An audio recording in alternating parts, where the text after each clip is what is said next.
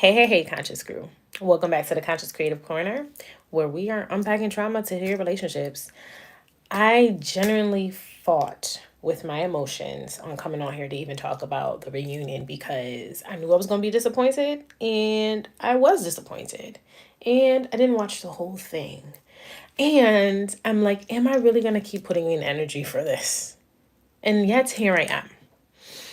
Was anybody else very confused this reunion? Because all the people from the past, I love catching up. I felt, yeah, it was like a family reunion, but the whole point of the reunion is to get answers. And I feel like I watched the reunion as confused as I ended. Let's just talk about the elephant in the room, okay? Tyler and Ashley. And I'm trying to replay this whole thing in my mind because I genuinely don't think at any point did I ever say I feel bad for Ashley. I actually feel like in one of my videos, I talked about maybe Ashley knew. And here we have it. Ashley knew. And I felt like Ashley knew by the way she was responding online.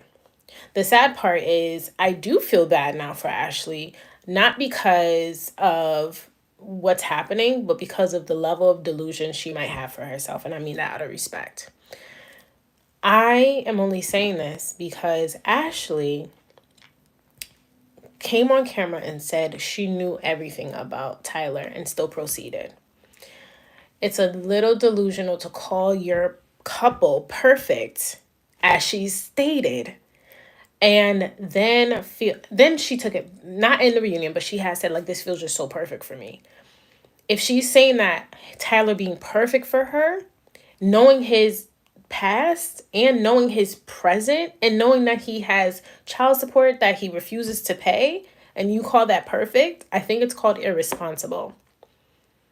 And I want y'all to argue with me because I don't see any world where you are married to a man that is not caring for his children, married to a man who went to court to fight for the children's rights and then say that he no longer wants to have custody of them because of a show. She didn't say the man was perfect. She said he was perfect for her, meaning that the standards in which she had was not okay. So at the end of the day, I do feel bad for her. I'm truly hoping that maybe the relationship will work out because I don't ever wish ill on anybody's relationship. I'm really hoping that Tyler is not the man who he was a year ago. I'm hoping that Tyler is a man that will step up and say, okay, I will pay child support because he forced another person out of these children's lives. And these are all public records, which is why I really fought myself on coming on camera and having this live with y'all because y'all can see I'm just on this phone. You usually see my setup, but I was just like, yeah, I don't want to give this too much energy because now I'm looking at, not Marissa, I'm looking at Ashley and I'm thinking, Ashley, what is going on with you? Welcome. I love new people. Hi. Ashley, what is going on with you? It then makes me think about her childhood. I don't know too much about her dad, but I do think she alluded to the fact that her dad came in like later on or was in and out, and now he's a little bit more steady. And for her to think that Tyler is perfect for her, given the attributes Tyler has and still currently has by the court documents that we're seeing. Obviously, I don't know what happened in the whole entire case, but what we do know is that there are some payments that haven't been made. We know that he decided to stop talking to them for a year, his kids for a year, to go on to the show. We know that all these things are occurring, but yet she wants to be with him. It's her life. She can do whatever she wants. But what I will say is for people who are looking at that marriage and saying like, hey, I want to be just like them. Absolutely not. Don't do that. Even if, and I applaud him for being very straightforward because it sounds like he was being super straightforward.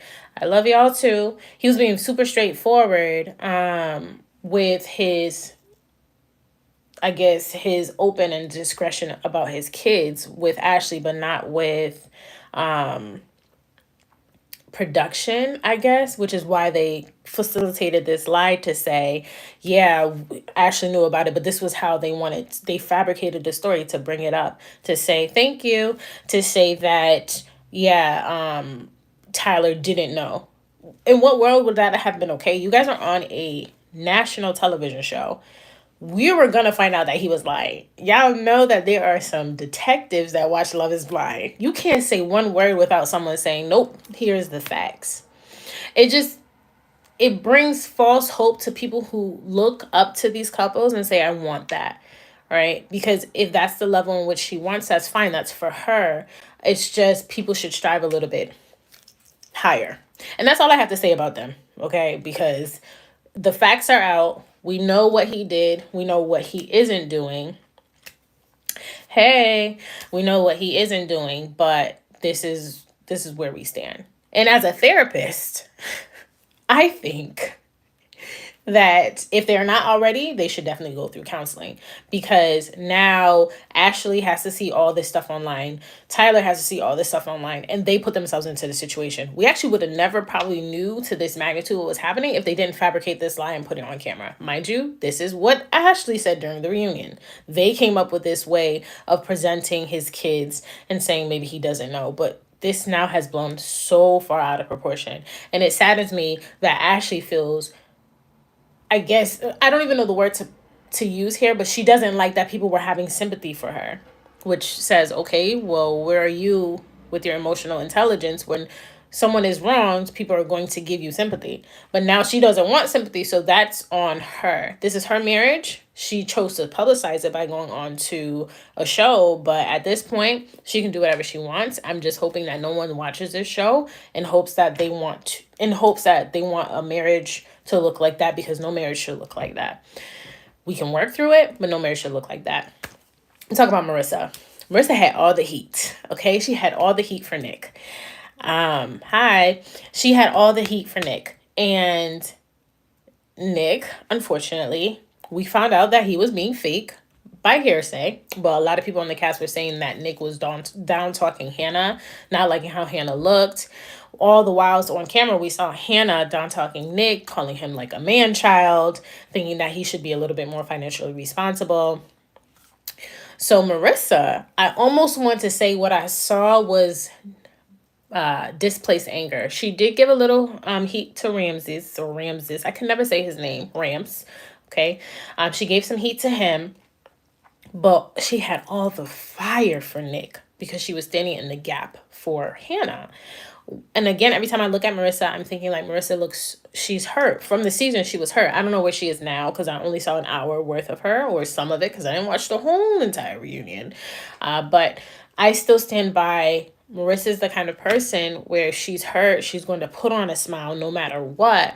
And she's going to smile through her hurt, because she feels like she has to be that strong individual, because people have already saw her as a strong individual. Maybe the vulnerability that she showed on camera when Rams left her, that's the first time we're seeing her like really, really vulnerable.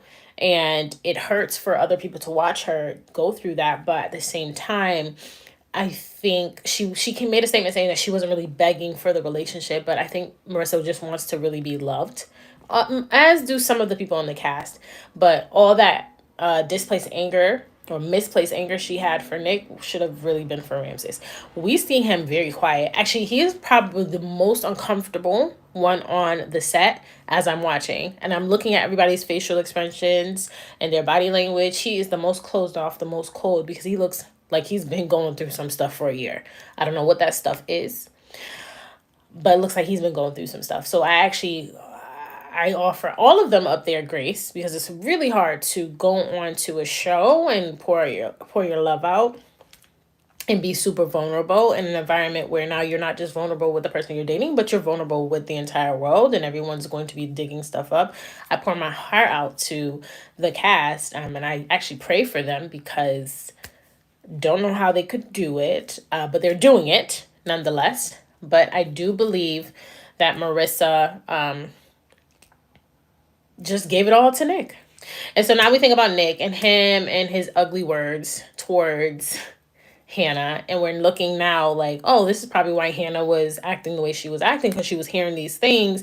And we already know Hannah felt very insecure about her looks from the jump. From in the pods, we saw in the pods that she was just like, oh, I gained a little weight during the pandemic, which a lot of people did, right? And obviously we saw in the reunion that she lost it. I don't know how long ago this was filmed. Maybe it was filmed a month ago or maybe a couple weeks ago. And obviously new releases have come out, but now people are giving Hannah a little bit more grace, because when they asked her a question, I can't remember what the question was, but it was something along the lines of, do you like who you're becoming? She's like, well, I think so. And that screamed to me that she does not like who she's becoming, because she's uncertain of who she should be becoming. And when you go onto these reality TV shows, it's a different world.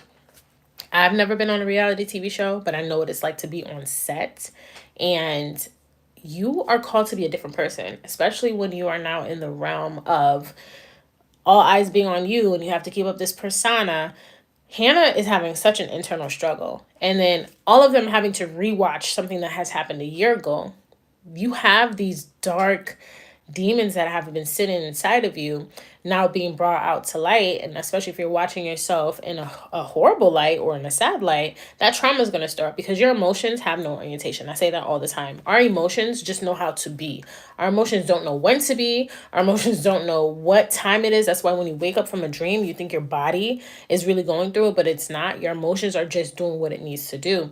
And so as they're watching these things, a lot of them are becoming very emotional, because it's like, oh my gosh, I felt like this just happened yesterday.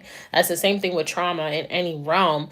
When you go through trauma and you're rethinking it, or you're reliving it and you're re-experiencing it, your emotions are going to come 10 times harder, because now you're just feeding that repetitive cycle, which is important for us to make sure we're reprocessing those moments that we go through appropriately, so that when we do rethink about it, we don't get as traumatized as we were the very first time. Because the more we have that ill processed memory sit there, the more fire it gets fed. And then our emotions just always have like these huge outbursts.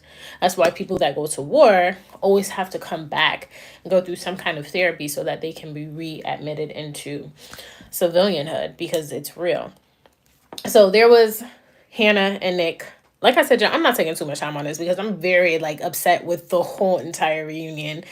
Maybe I put too much of my heart into the reunion or the show, because I genuinely love the show. I genuinely love love. That's why I do what I do in my career. But yeah. So then we have, I call him Grandpa Tim, y'all, because he just gives me grandpa vibes. We got Grandpa Tim, and then we have Alex. I have no idea what I was watching unfold in front of me. It was just a lot of bickering back and forth, back and forth, back and forth. And I'm just like, y'all are two hurt individuals that never got the closure that you truly needed. At least with Marissa and Rams, Marissa's mom went and spoke to Rams, and Marissa's mom, I guess, told him about himself. Fine. Right. But Tyler, Grandpa, and Alex never got that. I think they said this was the first time they were interacting with one another. And we're hearing things unfold like, oh, they went out to dinner, and I guess Alex was at the club the night before the parents met. And I'm just like, what is happening here? I do believe that I'm so sorry, y'all. Tim, Grandpa Tim has this, way about him where it's either my way or no way. And I can kind of see Alex wanting to compromise, but I think she has that same exact, this my way or no way. So we're having these two conflicting conversations and two people meeting that might just not be compatible with each other. And I'm actually glad that they broke it off, because the amount of authority both of them desired, they were not getting. I don't understand why Alex taking a nap was a problem, especially if I just heard they had 6 hours of filming and she spent time. And I know it's probably not feeling authentic when it comes to time, because Alex has cameras. There's cameras there with Alex and the family. And I guess Tim wanted Alex to have that time outside of the camera crew. But let's be real. You're on a show. And then you also have to get off that show and go but live your normal life. And for her, it was like, hey, I have to go to work. That's why I think there's so many missing pieces here. And I can't sit here and say, hey, I'm going to believe this person, because there was no footage. There's no footage, and they're both saying two different things, which made no sense. I feel for Alex's father though, because I do know that she really wanted it to work. And I don't think she wanted it to work for the sake of her, but I think she wanted it to work for the sake of her father because of how important that whole experience was. And he sat and he wrote the letter and he did all these things. Where do they go from here? Garrett and his, I don't even talk about them. They're fine. Okay, they're fine. I did say I do feel like it was a red flag that there was some lying going on. People can work through it. I do feel like maybe they should have waited a little, but it's been a year. So I'm sure they've worked through all of these things. They know their parameters. They know the boundaries. They know the rules that they have in their relationship. That's fine. I just don't know where all these people are going to go from here. It was great seeing AD. Right. It was great seeing all those people on the couch. I'm glad that she's found love. I'm glad that Bliss has her baby and with Zach. There was another girl there that from season 1 that got married to somebody outside of the show. These people are finding love. I don't know if Love is Blind is the show to really find love.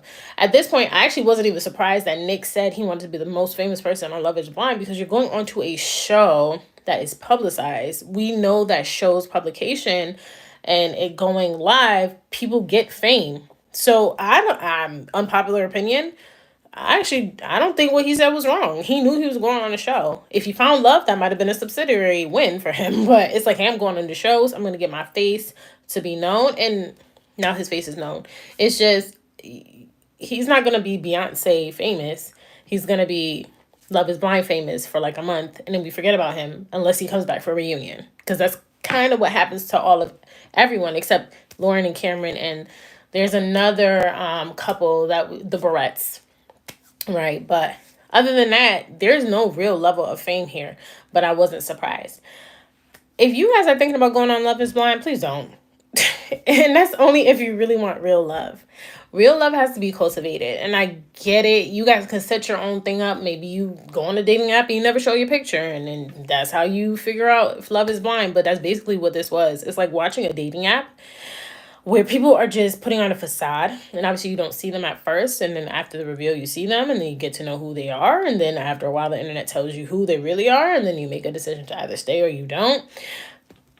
I don't know, y'all. I wanted so much more for this season. I don't even know if I'm gonna watch again in February.